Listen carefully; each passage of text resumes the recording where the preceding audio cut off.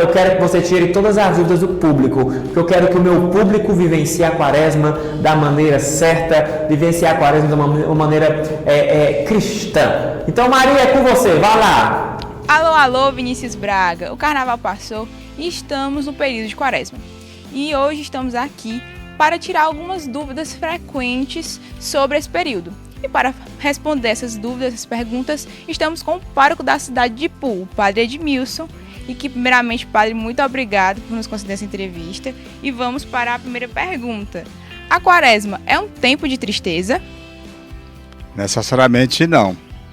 A quaresma é um tempo de uma espiritualidade muito forte, voltada para a interiorização da vida espiritual, um exercício de conscientização da sua condição de filho de Deus, para detectar falhas humanas, distanciamento de Deus e reconhecer a necessidade de voltar ao ponto de origem. Nós somos filhos de Deus, nascemos para Deus e somos convidados a caminhar sempre com Ele. Nessa caminhada acontecem dificuldades, quedas, percalços, e através dessa situação muitas pessoas se afastam, mesmo os que acham que estão sempre em dia com Deus, existem falhas a serem corrigidas. Então a quaresma é um tempo de conversão, ou seja, de voltar o coração, sobretudo, para Deus. E para isso é preciso um processo de purificação. Daí vem os exercícios quaresmais. Você falou sobre a conversão. É somente na quaresma que se deve buscar a conversão? Primeiro, o que é conversão? A palavra conversão quer dizer voltar atrás, ou seja, fazer o caminho de volta. E esse caminho de volta, no sentido de conversão, é voltar para o ponto inicial. Por isso que se fala de conversão. Então, nós começamos com Deus, quando nos afastamos, viramos as costas. É uma forma de falar. Viramos as costas por atitudes, por omissões, por comportamentos que contradizem exatamente os ensinamentos divinos, contradizem a espiritualidade de quem quer caminhar com Deus. Então, converter-se é reconhecer. Não é só a quaresma, mas a quaresma é um tempo de apelo mais forte, exatamente porque quer nos preparar para a grande festa que é a Páscoa da Ressurreição. Muito se fala do jejum nesse período. O que significa a prática do jejum durante a quaresma? É uma prática muito antiga em muitas religiões orientais, em quase todas, e entrou no judaísmo, também no cristianismo. O jejum é um exercício físico que toca diretamente a nossa pessoa, a nossa condição humana. Nos faz sentir a fragilidade humana pessoal e através do regime do jejum nós somos capazes de também sentir a dor do outro. Então o jejum tem esse objetivo, nos fazer sentir a nossa fraqueza, mas em vista de uma maior sensibilidade com a condição humana, ou seja, com o irmão. A esmola é sair dando dinheiro para os pobres? Qual o significado em si? Esmola é uma palavra que hoje até tem passado por um processo de ressignificação, dado um sentido diferente. Então, esmola é todo ato de caridade.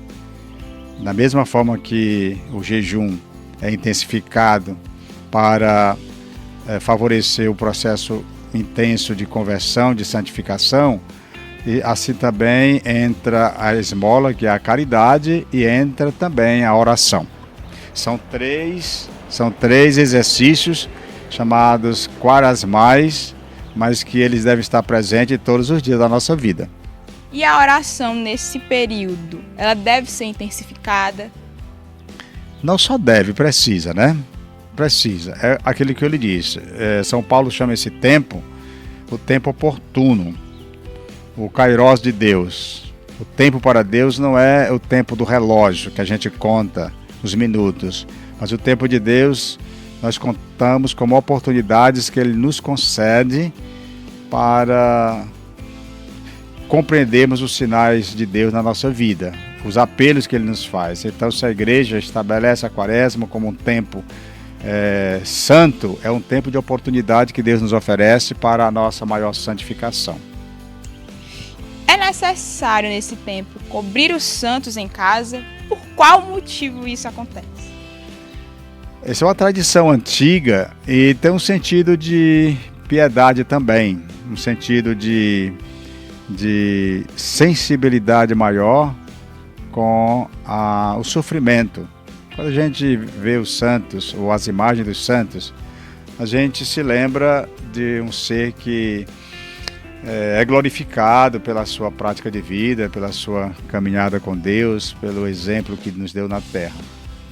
E se o próprio Jesus, nesse caminho, nesse período, faz o seu êxodo quaresmal também, né? É o tempo que ele viveu no deserto, se preparando para a missão. Então é um tempo de recolhimento e não de tristeza. Tristeza é diferente de recolhimento. Então, velar as imagens tem esse sentido. Olha, para todos nós, cristãos católicos, esse período é de intensa espiritualidade, a espiritualidade da purificação, portanto não é tempo daquela alegria exacerbada, porque nós estamos nos preparando para a grande alegria, que é o glória a Deus nas alturas, que é emitido a partir do anúncio da ressurreição de Jesus. Então também os santos, no céu, a igreja triunfante, ela também está em comunhão com a igreja peregrina. Portanto, velar os santos tem esse sentido. Eu não sei se as pessoas compreendem. Então, se diz, é obrigação, é necessário? Necessário, obrigação não é, mas é um sentido religioso, simbólico, que deve ajudar na nossa espiritualidade. E, para finalizar, como viver bem a quaresma? Já está explicado. Viver bem a quaresma é aceitar os apelos que a igreja nos faz, que são os apelos da revelação, os apelos de Deus, os apelos dos apóstolos, os apelos mesmo de Cristo. Basta você olhar, meditar o evangelho da quarta-feira de cinzas, né?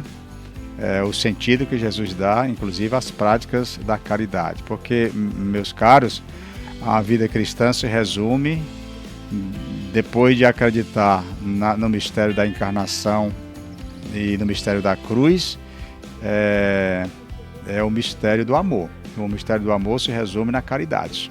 Então, essa é a síntese da vida cristã. Quem pratica o amor e a caridade pratica toda a lei. Padre Edmilson, mais uma vez, muito obrigada por nos conceder essa entrevista e espero que você aí de casa tenha respondido suas dúvidas, tenha acessado suas perguntas. É com você aí, Vinícius Braga.